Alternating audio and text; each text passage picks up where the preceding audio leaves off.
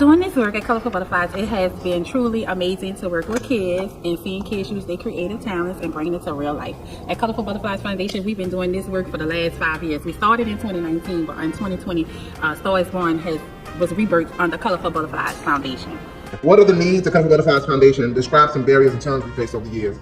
We have many needs at Colorful Butterflies Foundation. We need support, we need noticeability, we need funding, we need the support of our community. It's a lot of barriers includes just getting out there and getting people to like spread the word, getting the eyes that we need to be able to say what we're doing, show what we're doing, show the work, the hard work that's being put into our production and our plays with our kids. That is one of the major barriers, is just getting noticed and getting the right support behind us. Of course, yes, we do have some support, but we feel there's more, and we still haven't like really shaken the surface to get the attention that we need. So that's one of our biggest barriers. Describe specifically Star is Born. You have to be a mother and a CEO. How does it work being both aspects of Star is Born? Well, I can honestly say, as a mother, I have seen my kids come out of their shyness. I have seen them grown. I have seen them just being able to be free and be them. I have also seen that in the moment of our most darkest times and hours, I also saw where I was able to be that encouragement and that empowerment for my kids to keep going and keep pushing through. What I like the most about Star is Born is that this program, it gives the kids creativity, but it also allows them to be them. And it also takes real life circumstances and situations and it brings it to the stage. As a mother and as the CEO, I am so proud to sit here and take part in all of the creative and fabulous work that's happening under Colorful Butterflies Foundation.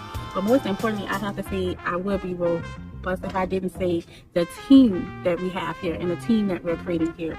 Working alongside Mr. Charles McCall, who is fabulous at what he does, seeing him bring this to life, it's just simply amazing, and I admire him and I admire the work that he does.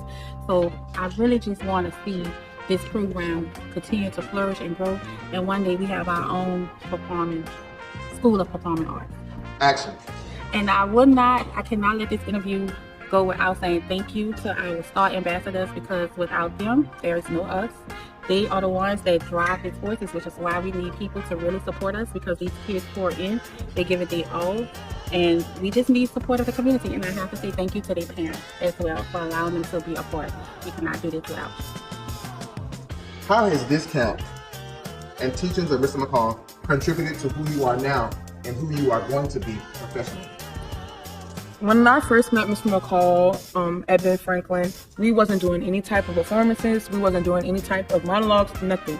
So as a young person that wanted to tap into my acting side and my theater side, it was hard until I met him.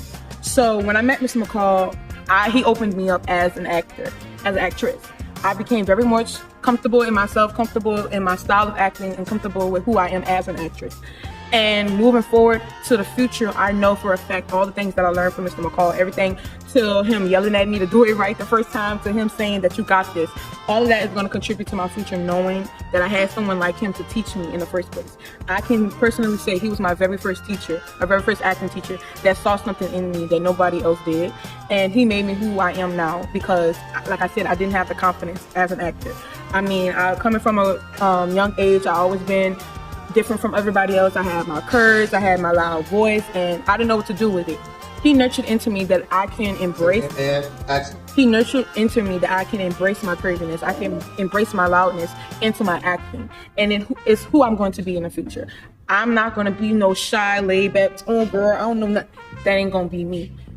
You're looking at Full Ride Southern Methodist University scholar.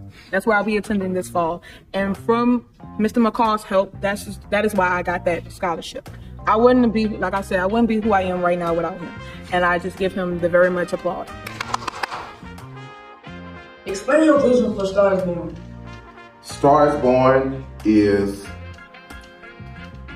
a place where students can learn, find something within that they didn't even know that they had. That's essentially what Star is Born is.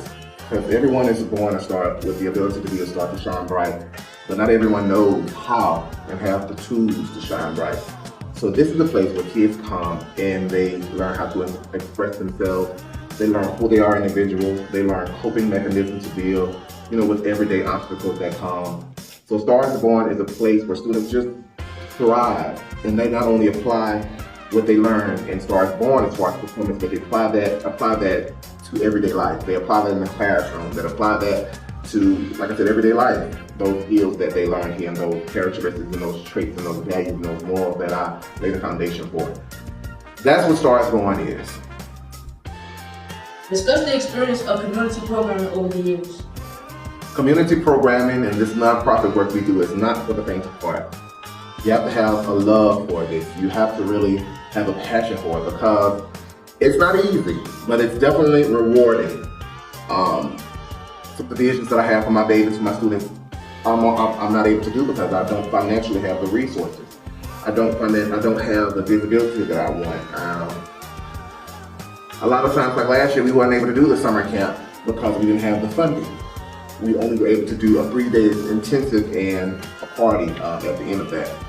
So it's a letdown, and I get sad a lot of times when I'm not able to do this, because this is a free camp. Stars Born is absolutely free. Kids come here, they don't have to pay a thing. A lot of times in the past, we partner with certain entities and city entities and organizations, and they say, oh no, you should charge, at least charge something to feed this and then the third. But that's not the vision that God put on my heart. He put on to do a free programming.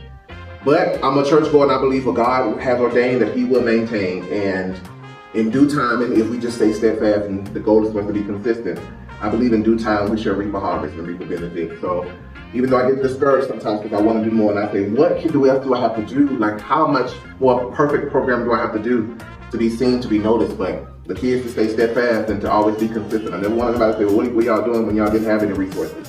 So that's why I learned how to direct or graphic design or shoot, do everything that I need to do myself. The more you know how to do, the more people tell you can't do it. That's what I tell my students. So it's definitely rewarding doing this nonprofit and this community work, but it's not easy. But nothing that is worth it comes easy.